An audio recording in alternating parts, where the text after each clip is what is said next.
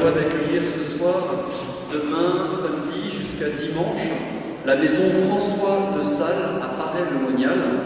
La maison François de Sales est composée de 8 garçons qui discernent sur un appel au sacerdoce et 2 formateurs qui sont avec nous, le père Jean-Marie Baguenard et le père Pierre Derain.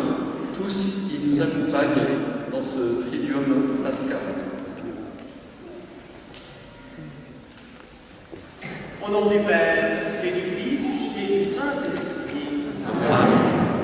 La grâce de Jésus-Christ notre Seigneur, l'amour de Dieu le Père, et la communion de l'Esprit Saint soient toujours avec vous. Et avec votre esprit. Frères et sœurs, quelle soirée extraordinaire nous allons revivre. Le miracle de la foi, le miracle aussi de la liturgie, c'est que le mystère même que Jésus a institué le soir de son dernier repas est réellement rendu présent.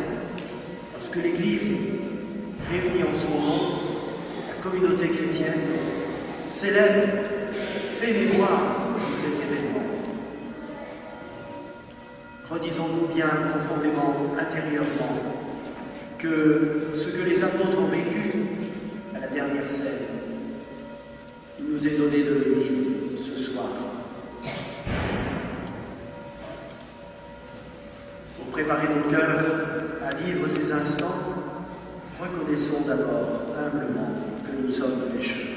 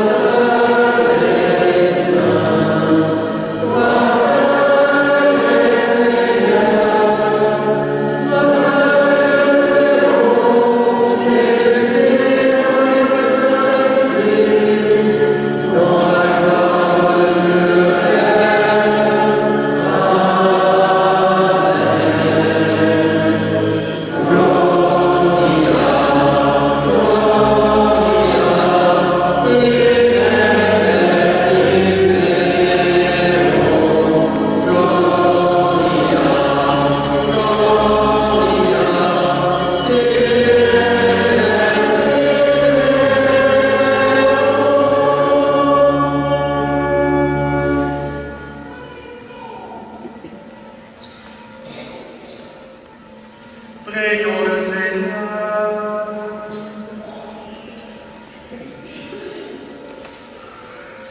Tu nous appelles, Dieu notre Père, à célébrer ce soir la très sainte scène où ton Fils unique, avant de se livrer lui-même à la mort, a voulu remettre à son Église le sacrifice nouveau de l'alliance éternelle.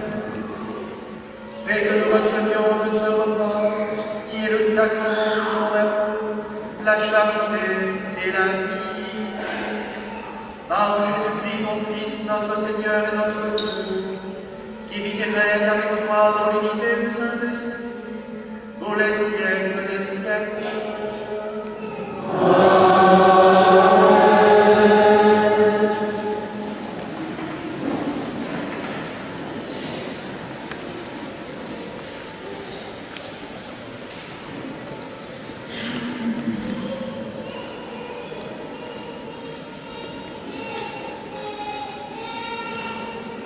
Lecture du livre de l'Exode. Dans le pays d'Égypte, le Seigneur dit à Moïse et à son frère Aaron, « Ce mois-ci sera pour vous le premier des mois. Il marquera pour vous le commencement de l'année. Parlez ainsi à toute la communauté d'Israël. Le 10 de ce mois, que l'on prenne un agneau par famille, un agneau par maison. Si la maisonnée est trop peu nombreuse pour un agneau, elle le prendra avec son voisin le plus proche, selon le nombre de personnes. Vous choisirez l'agneau d'après ce que chacun peut manger. Ce sera un agneau sans défaut, un mâle âgé d'1 an. Vous prendrez un agneau ou un chevreau. Vous le garderez jusqu'au 14e jour du mois. Dans toute l'assemblée de la communauté d'Israël, on l'immolera au coucher du soleil. On prendra du sang que l'on mettra sur les 2 montants et sur le linteau des maisons où on le mangera. On mangera sa chair cette nuit-là, on la mangera rôtie au feu, avec des pains sans levain et des herbes amères. Vous mangerez ainsi la ceinture au rein, les sandales aux pieds, le bâton à la main. Vous mangerez en toute hâte, c'est la Pâque du Seigneur. Cette nuit-là, je traverserai le pays d'Égypte. Je frapperai tout premier-né au pays d'Égypte, depuis les hommes jusqu'au bétail. Contre tous les dieux de l'Égypte, j'exercerai mes jugements. Je suis le Seigneur. Le sang sera pour vous un signe sur les maisons où vous serez. Je verrai le sang et je passerai. Vous ne serez pas atteints par le fléau dont je frapperai le pays d'Égypte. Ce jour-là sera pour vous un mémorial. Vous en ferez pour le Seigneur une fête de pèlerinage. C'est une loi perpétuelle. D'âge en âge, vous la fêterez. Parole du Seigneur.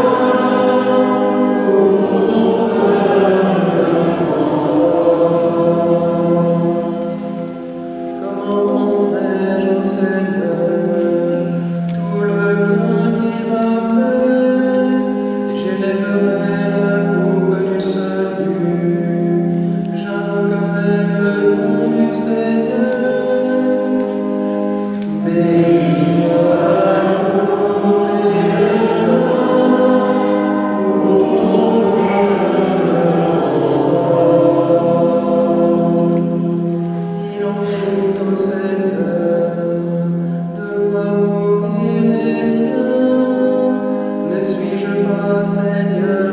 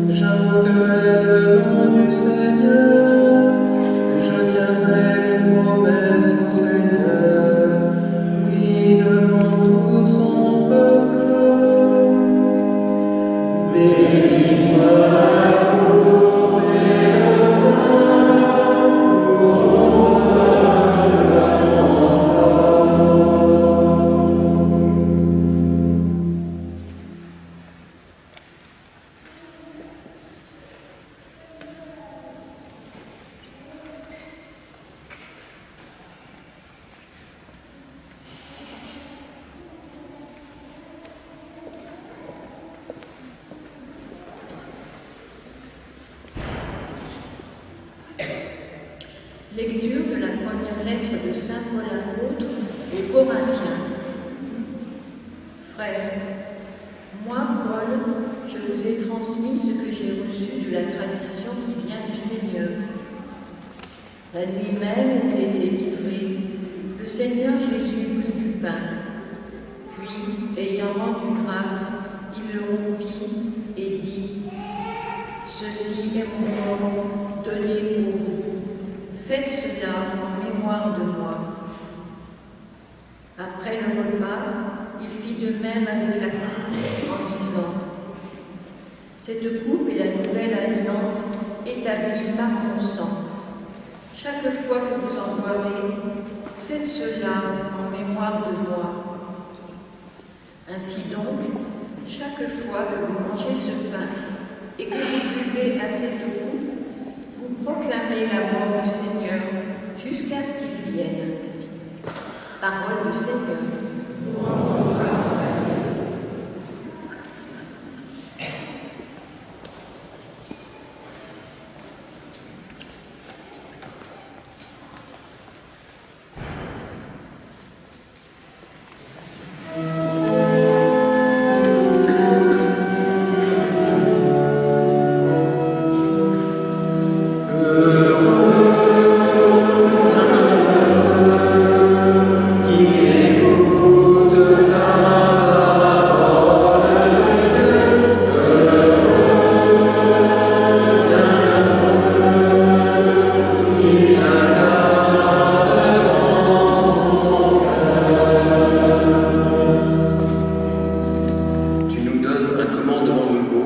Aimez-vous les uns les autres comme je vous ai aimés.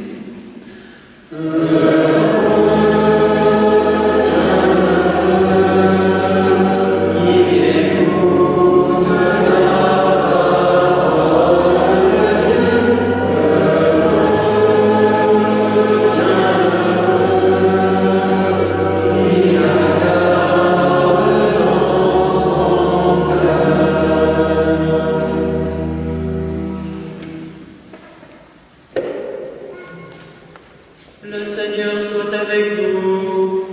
Et avec votre esprit. Évangile de Jésus-Christ selon saint Jean. Gloire à toi, Seigneur.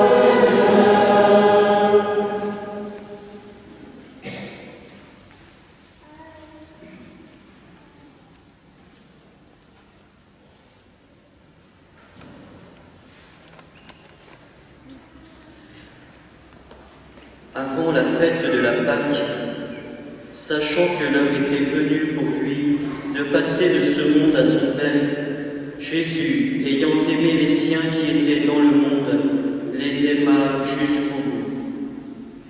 Au cours du repas, alors que le démon a déjà inspiré à Judas Iscariote, fils de Simon, l'intention de le livrer, Jésus, sachant que le Père a tout remis entre ses mains, qu'il est venu de Dieu et qu'il retourne à Dieu, se lève de table, quitte son vêtement et prend un linge qu'il se noue à la ceinture. Puis il verse de l'eau dans un bassin. Il se met à laver les pieds des disciples et à les essuyer avec le linge qu'il avait à la ceinture.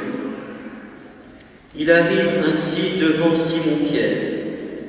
Et Pierre lui dit : « Toi, Seigneur, tu veux me laver les pieds ?» Jésus lui déclara : « Ce que je veux faire, tu ne le sais pas maintenant, plus tard tu comprendras. » Pierre lui dit : « Tu ne me laveras pas les pieds, non, jamais. » Jésus lui répondit : « Si je ne te lave pas, tu n'auras pas de part avec moi. » Simon-Pierre lui dit : « Alors, Seigneur, pas seulement les pieds, mais aussi les mains et la tête. » Jésus lui dit : « Quand on vient de prendre un bain, on n'a pas besoin de se laver, on est pur tout entier.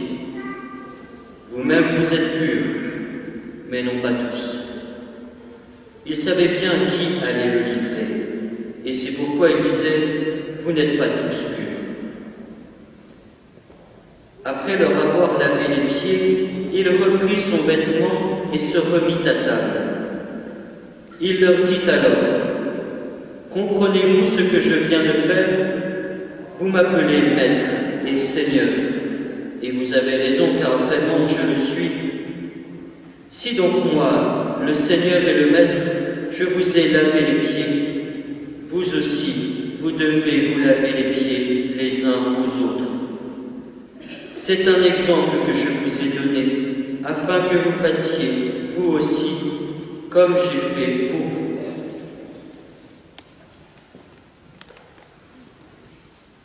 Acclamons la parole de Dieu.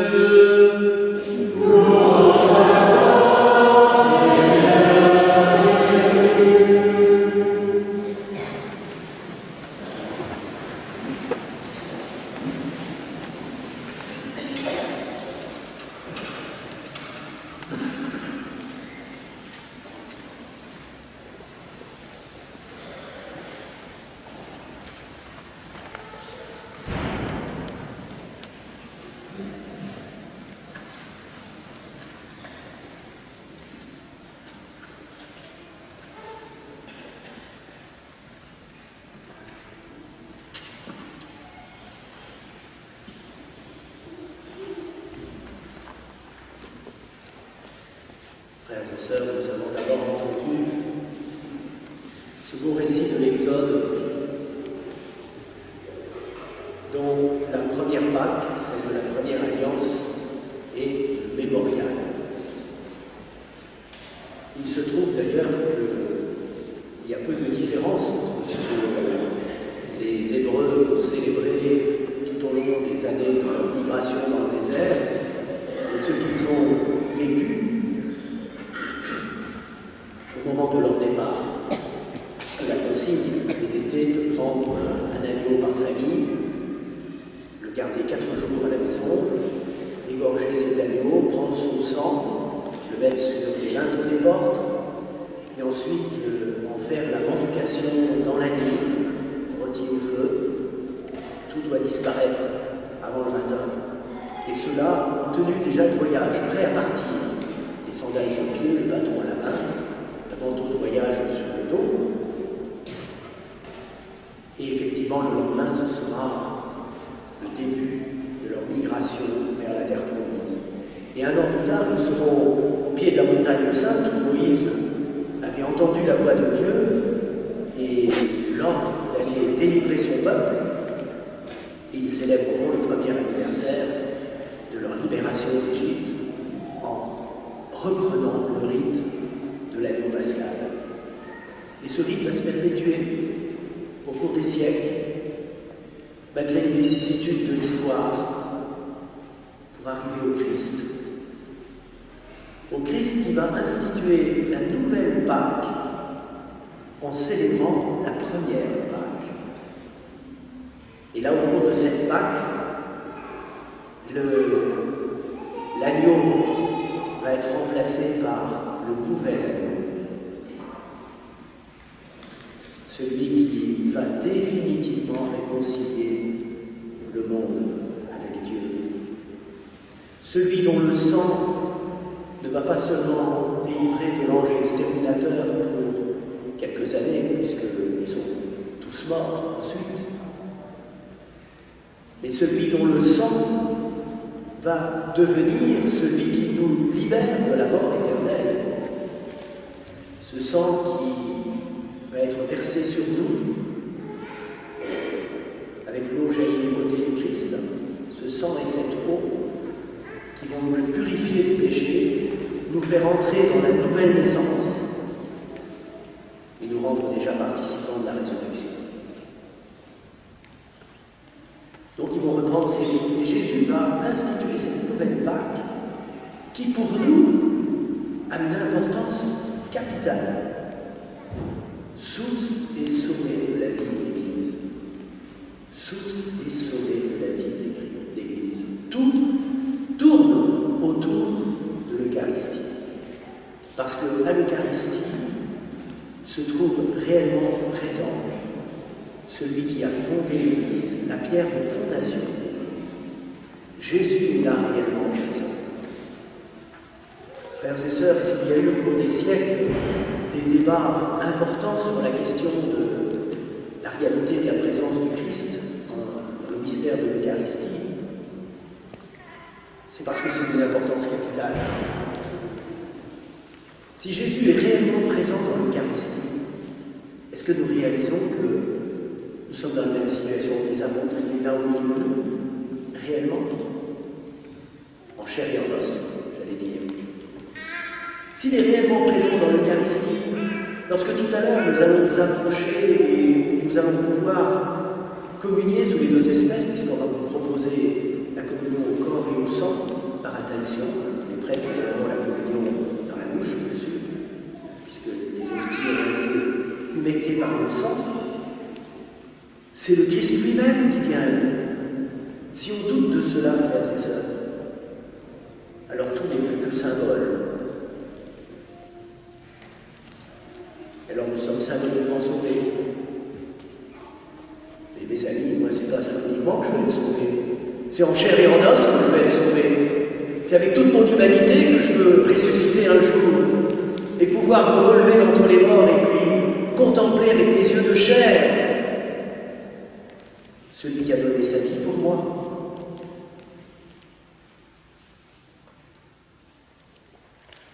Et c'est cela que nous enseigne la foi. Aujourd'hui, jeudi saint, on ne va pas réciter le credo. Par contre, on le récitera dans la veillée pascale. Et on confesse cette résurrection de la chair, cette réalité, ce réalisme de la rédemption par le Christ. Aussi, frères et sœurs, lorsque tout à l'heure, vous recevrez cette hostie, humectée avec le sang, avec le vin devenu sang du Christ, c'est quelque chose d'extraordinaire, d'inouï. Est-ce que nous réalisons qu'à chaque communion, c'est un moment vraiment grandiose qui se produit? Un geste d'amour du Christ qui est inimaginable, infini, total.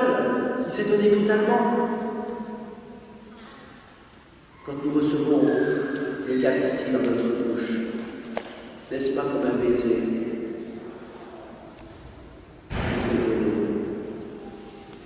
Il vient reposer en nos bouches comme un baiser. Et lorsque nous consommons ces espèces, comme une nourriture, elles se laissent manger. Est-ce que ce n'est pas enfin comme une étreinte? Comme une étreinte d'amour, où lui, réellement présent dans les espèces, vient vivre en nous, en nos corps, frères et sœurs. Est-ce que vous réalisez que vos corps sont touchés par le corps glorieux du Christ? Y a-t-il une étreinte d'amour plus profonde que ça? Où il ne fait plus qu'un avec nous? Où cette hostie qui est devenue son corps va devenir notre chair? Elle va se transformer en notre chair. Comment après cela ne pas avoir un infini respect pour nos corps humains qui ont été sanctifiés par la présence réelle de Christ? Ne doutons pas de cela. Renouvelons en nous notre foi en la réalité de ce qui se passe. Comment notre corps peut-il ensuite devenir un instrument de péché alors qu'il a été touché par le Christ lui-même, le Saint par excellence?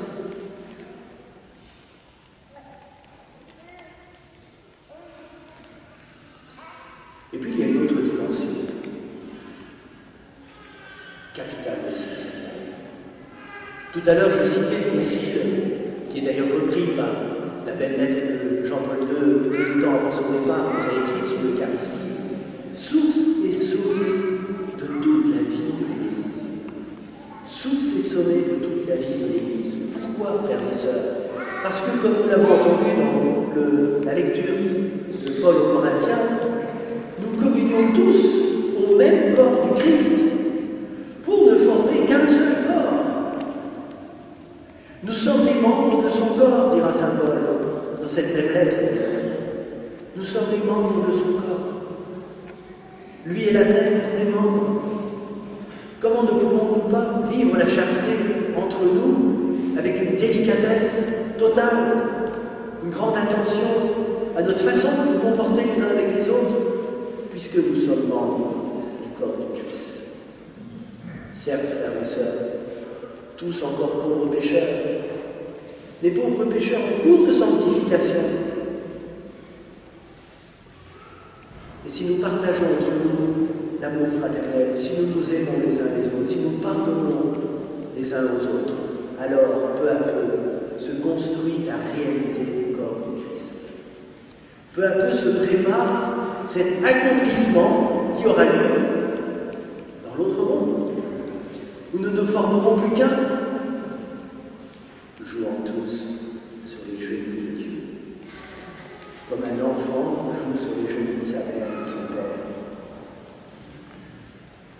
Donc, frères et sœurs, lorsque nous communions, c'est à la fois un appel à la sainteté personnelle, mais c'est aussi un appel à la communion entre nos frères. Tout à l'heure, nous redirons ensemble notre Père. Avez-vous déjà médité avec attention à cette première parole? Jésus ne nous fait pas dire mon Père, il nous fait dire notre Père. Et un peu plus loin d'ailleurs, il nous fera dire pardonne-nous comme nous pardonnons. Cette prière vous incite à la communion. Et d'ailleurs, vous voyez où elle se situe dans la liturgie. Après la consécration, à la fin de la grande prière d'intercession que le prêtre fait au nom de tous, nous sommes invités à nous lever après notre Amen final et à proclamer ensemble notre Père, notre Père, notre Père qui es aux cieux. Que nous soyons tous des membres vivants de ton corps, unis les uns aux autres par une communion profonde et fraternelle. Que cette communion fasse de nous un corps qui attire, qui donne envie à d'autres de nous rejoindre. Que les gens, nous voyant du dehors, ne puissent pas se permettre de dire, comme malheureusement on l'entend trop souvent, « Oh, quand on les voit après, dans leur vie de tous les jours, qui continuent à critiquer, ou à se nuire les uns aux autres. » Moi, je ne me sens pas de cette communion-là, de cette communauté-là. Certains disent ça, mais il faudrait que nous arrachions, nous enlevions de leurs mains cet argument. Qu'en nous voyant vivre, ils puissent dire au contraire, comme disaient les contemporains de la première communauté de Jérusalem, dans les Actes des Apôtres, voyez comme ils servent. Voyez comme ils servent. Ils étaient tellement impressionnés qu'ils n'osaient même pas les rejoindre. Ils n'osaient pas s'approcher. Il fallait que les chrétiens aillent à leur rencontre pour les inviter à entrer en communion avec eux. Pour leur dire, ne n'ayez pas peur, l'Église du Christ, ce n'est pas une boutique fermée à clé, c'est une Église ouverte pour tous les hommes, parce que Jésus est mort sur la croix pour tous, pas pour quelques-uns, pas pour un petit nombre d'élus. Il a donné sa vie pour tous, son sang peut effacer le péché de tous, peut nous sauver tous. Frères et sœurs, puisse notre communion grandir au cours de ce triduum, puisse notre amour du Seigneur grandir, puisse notre amour mutuel grandir aussi de manière, j'allais dire exponentielle, mais ça c'est pour les mathématiciens. Donc d'une façon merveilleuse, immense, grande, qui séduise le monde, qui attire au Christ de nouveaux disciples.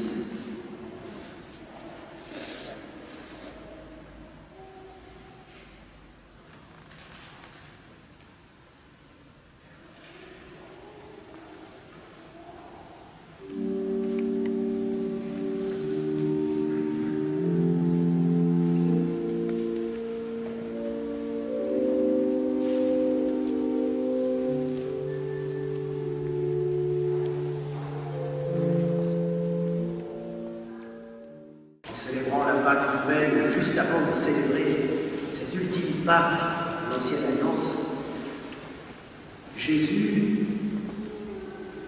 a fait un geste qui rappelle ce qui s'est passé à la première Pâque. Il a lavé les pieds de ses disciples. Frères et sœurs, quand on a longtemps marché, c'est bon à une belle pied. Mais là, Jésus commence par nous laver les pieds parce qu'on a beaucoup de chemin à faire ensemble. Nous sommes des pèlerins, ne nous installons pas. Donc, je vais maintenant laver les pieds à 12 hommes de tout âge, que j'invite d'ailleurs à venir s'avancer. Et voilà. Donc, venez vous installer. Mais vous voyez, symboliquement, c'est pour nous préparer tous à nous mettre en route vers le Seigneur et à faire de chacune de nos journées une nouvelle étape sur le chemin du ciel.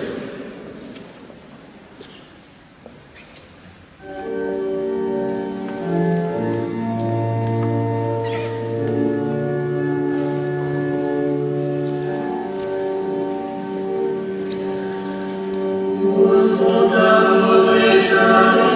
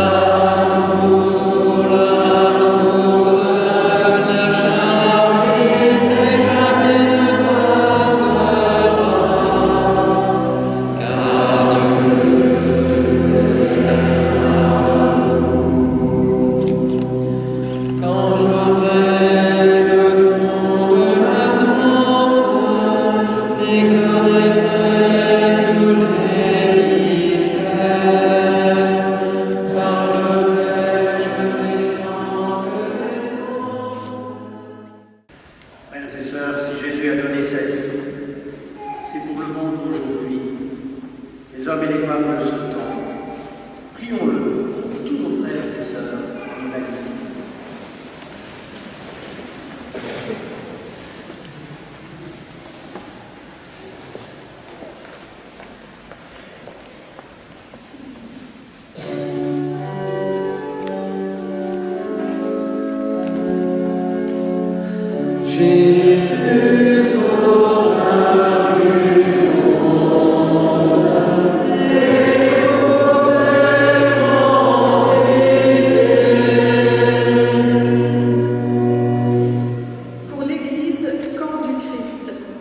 Cette Église qui prend naissance à la Sainte Seine, où Jésus nous donne une nourriture d'amour et de paix, son corps et son sang.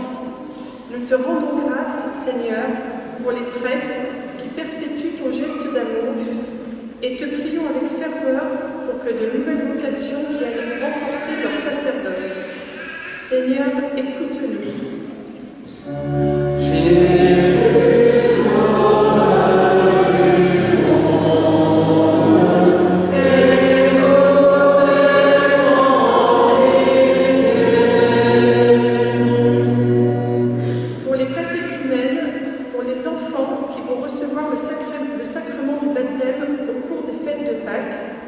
Et pour tous ceux qui, pour la première fois, vont communier au corps du Christ. Seigneur, nous te prions.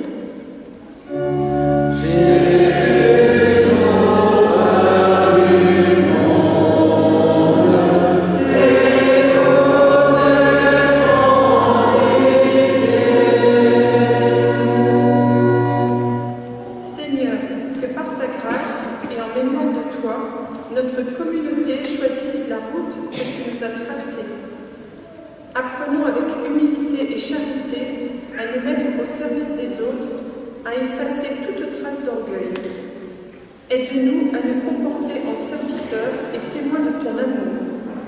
Seigneur, écoute nos prières, nous t'en prions.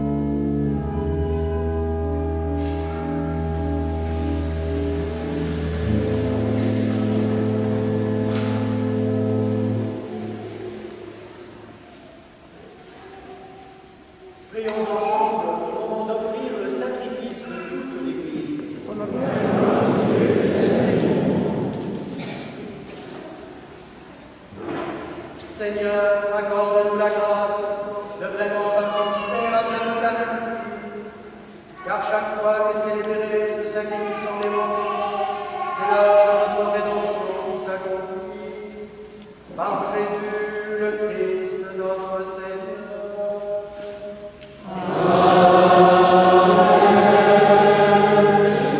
Le Seigneur soit avec vous. Pour notre cœur, nous le donnons au Seigneur. Christ, Seigneur notre Dieu.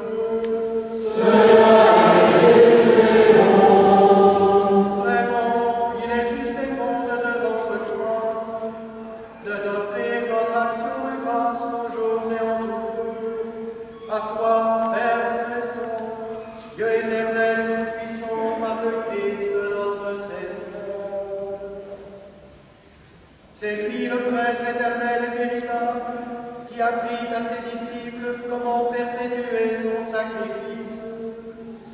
Il s'est offert à toi en victime pour notre salut. Il nous a prescrit d'accomplir après lui cette offrande pour célébrer son mémorial.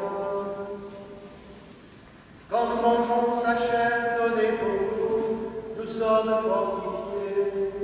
Quand nous buvons le sang qu'il a versé pour nous, nous sommes purifiés. C'est pourquoi, avec les anges et les archanges, avec les puissances d'en haut et tous les esprits bienheureux, nous chantons l'hymne de ta gloire et sans fin nous proclamons.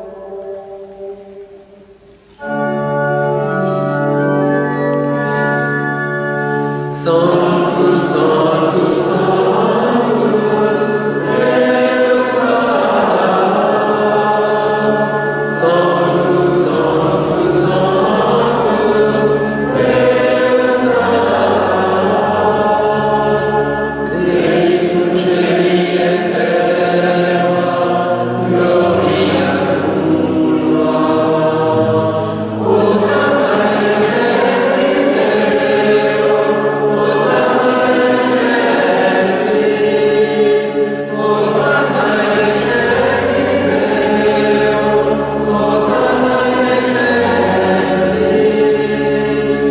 Benedictus qui veni, in nomine Domini.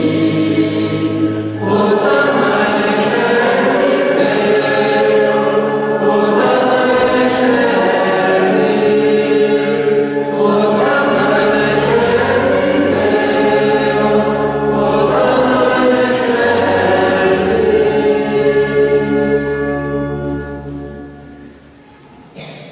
Père infiniment bon, toi vertiment de nos louanges, nous te supplions par Jésus-Christ, ton Fils, notre Seigneur, d'accepter et de bénir ces offrandes saintes. Nous te les présentons avant tout pour ta sainte Église catholique. Accorde-lui la paix et protège-la, telle que la rassembler dans l'unité et la gouverner par toute la terre. Nous les présentons en même temps pour ton serviteur le pape François, pour notre évêque Benoît et tous ceux qui veillent fidèlement sur la foi catholique reçue des apôtres. Souviens-toi, Seigneur, de tes serviteurs et de tous ceux qui sont ici réunis, dont tu connais la foi et l'attachement. Nous t'offrons pour eux, ou ils t'offrent pour eux-mêmes et tous les leurs, ce sacrifice de louange pour leur propre rédemption, pour le salut qu'ils espèrent, et ils te rendent cet hommage à toi, Dieu éternel, vivant et vrai.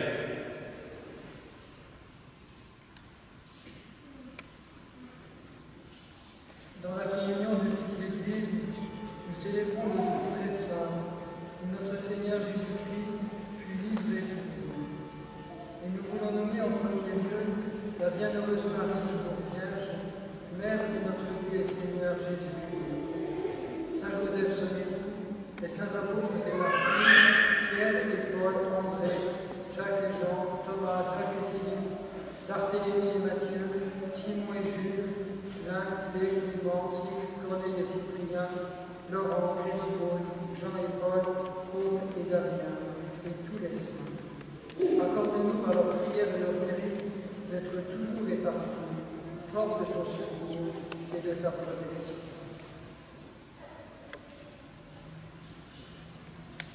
Voici l'offrande que nous présentons devant toi, nous tes serviteurs et ta famille entière. Le jour même, notre Seigneur Jésus-Christ a livré à ses disciples, pour qu'ils les célèbrent, les mystères de son corps et de son sang. Nous t'en prions, Seigneur, accepte cette offrande. Assure toi-même la paix de notre vie, arrache-nous à la damnation et reçois-nous parmi tes élus. Sanctifie pleinement cette offrande par la puissance de ta bénédiction. Rends-la parfaite et digne de toi, qu'elle devienne pour nous le corps et le sang de ton Fils bien-aimé, Jésus-Christ, notre Seigneur.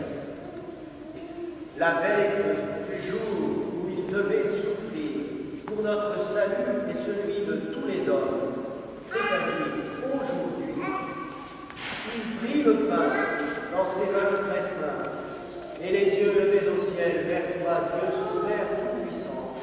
En te rendant grâce, il le vit, le rompit et le donna à ses disciples en disant : Prenez et mangez-en tous, ceci est mon corps livré pour vous.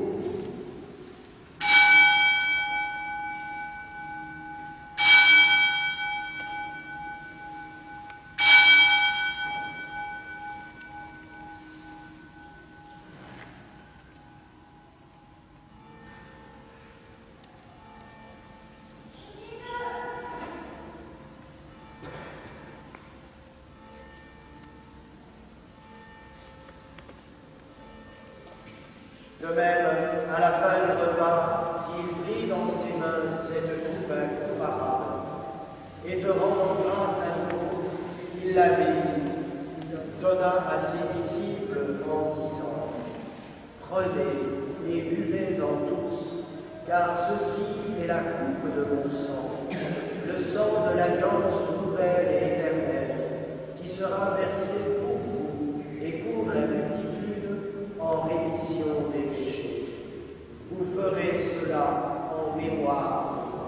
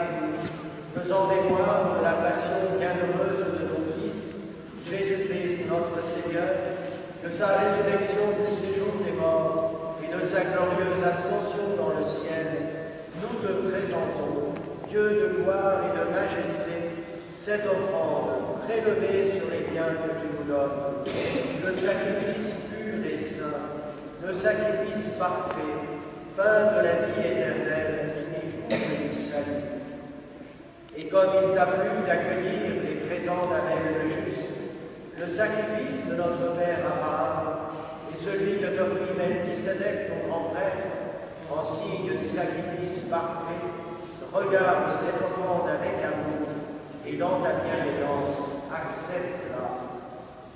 Nous t'en supplions, Dieu Tout-Puissant, qu'elle soit portée par ton ange en présence de ta gloire sur ton autel céleste, afin qu'en recevant ici prenions à l'autel le corps et le sang de ton Fils, nous soyons comblés de ta grâce et de tes bénédictions.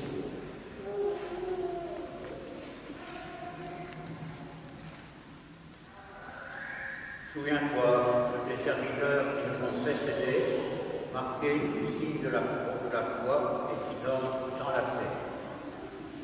Souviens-toi en particulier de Marc et Michel Rodin. Pour eux et pour tous ceux qui reposent dans le Christ, nous implorons ta bonté, qu'ils entrent dans la joie, la paix et la lumière.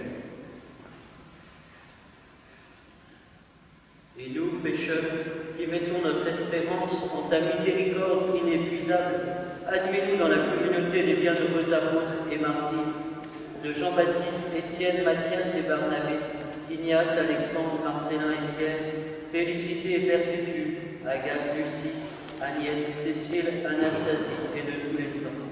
Accueille-nous dans leur compagnie sans nous juger sur le mérite, mais en accordant ton pardon par Jésus-Christ notre Seigneur. C'est par lui que tu ne cesses de créer tous ces biens, que tu les bénis, leur donnes la vie, les sanctifies et nous en fais le don.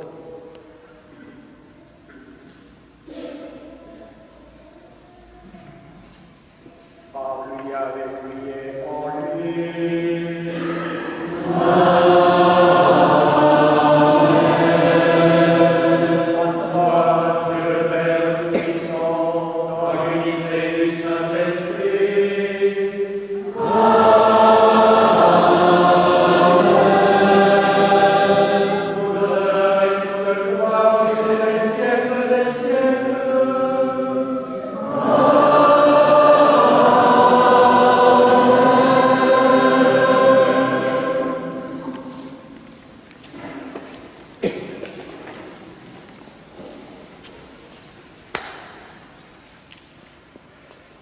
Frères et sœurs, en signe de cette communion que l'Eucharistie doit créer entre nous, je vous invite à vous donner la main pour notre Père que nous allons prendre maintenant.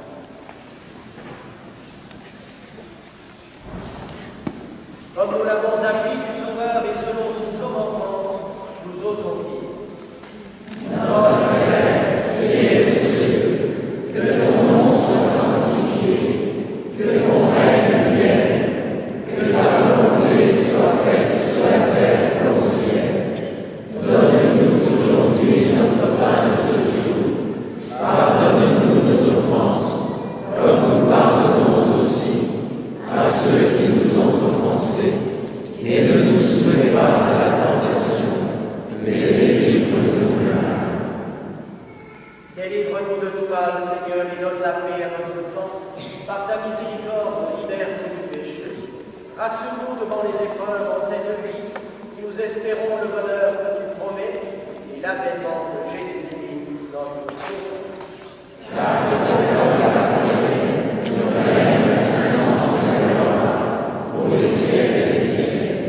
Seigneur Jésus-Christ, tu as dit à tes apôtres, je vous laisse la paix, je vous donne ma paix. Ne regarde pas nos péchés, mais la foi de ton Église. Pour que ta volonté s'accomplisse, donne-lui toujours cette paix et conduis-la vers l'unité parfaite, toi qui règnes pour les siècles des siècles. Que la paix du Seigneur soit toujours avec vous. Frères et sœurs, dans la charité du Christ, donnons-nous un signe de cette paix qui vient de Dieu.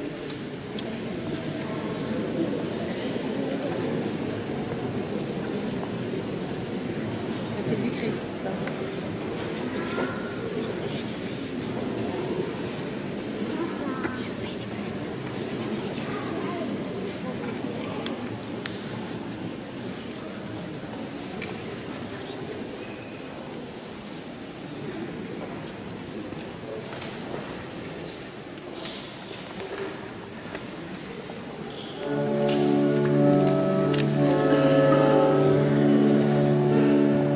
Ah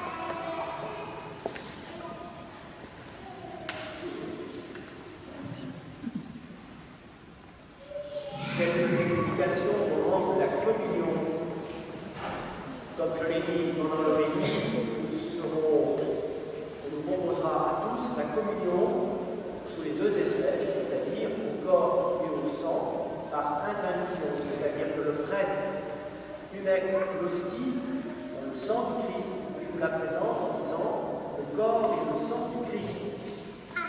Il se peut que parmi vous, les personnes ne veuillent pas communier au sang et seulement au corps. Il y aura une personne qui ne donnera la communion que au corps du Christ.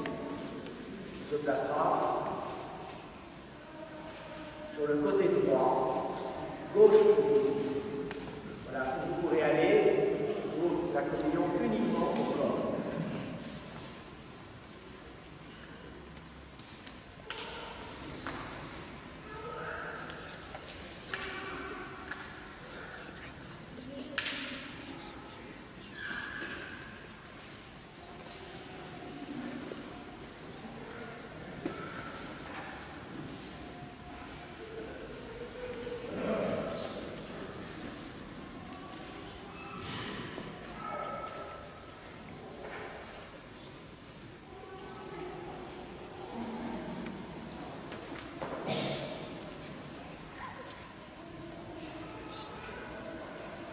Heureux les invités au festin des noces de l'agneau. Voici l'agneau de Dieu qui enlève le péché du monde. Seigneur, je suis pas digne de te recevoir, mais dis seulement une parole qui s'est les péchés.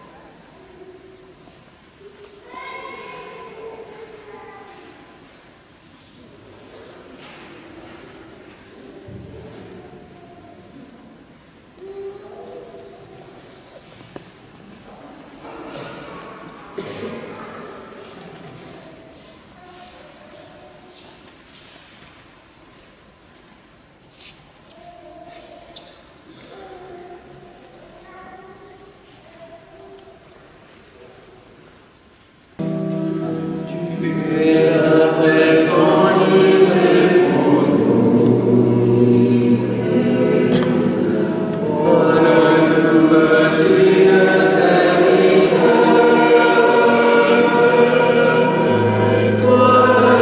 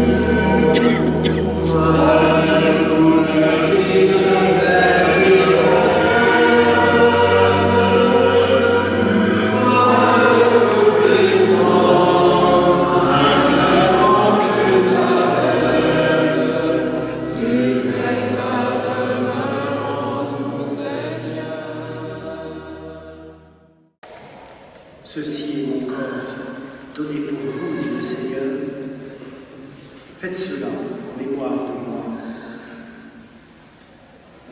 Cette coupe est la nouvelle alliance établie par mon sang. Chaque fois que vous en boirez, faites cela en mémoire de moi. Prions le Seigneur.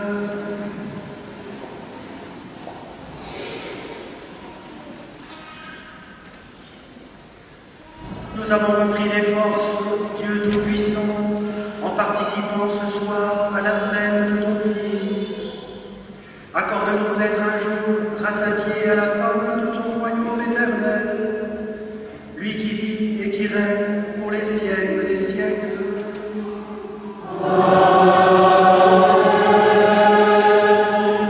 Je vous invite à vous asseoir quelques petits instants.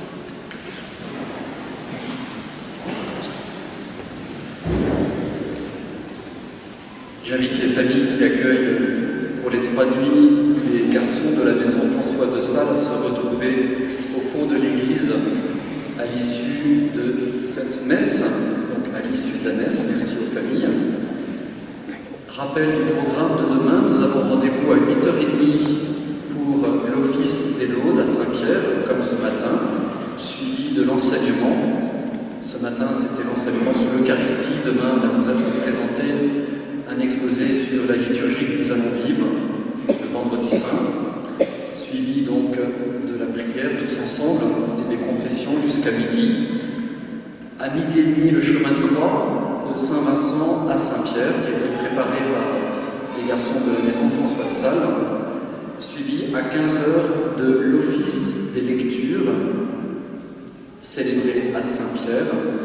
Et enfin, donc, nous nous retrouvons à 19h à Saint-Pierre pour l'office de la croix.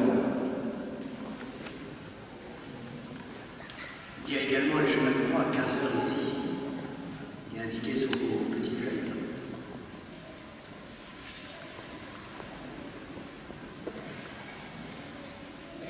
Une brève explication pour ce que nous allons vivre maintenant.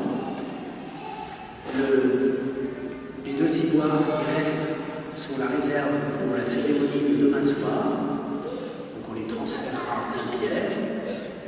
Et ce soir, on va faire une procession dans l'église avec ces 2 ciboires. On va les déposer sur l'autel où se trouve le tabernacle où il y a habituellement le Saint-Sacrement. Et nous pourrons pendant quelques moments vénérer le Seigneur présent dans l'Eucharistie. C'est le moment dans vos cœurs d'évoquer l'agonie de Jésus au jardin des Oliviers. Ces 3 heures qu'il a passées à implorer le Père et qui se concluent avec l'acceptation de la croix. Père, non pas ce que je veux, mais ce que toi veux.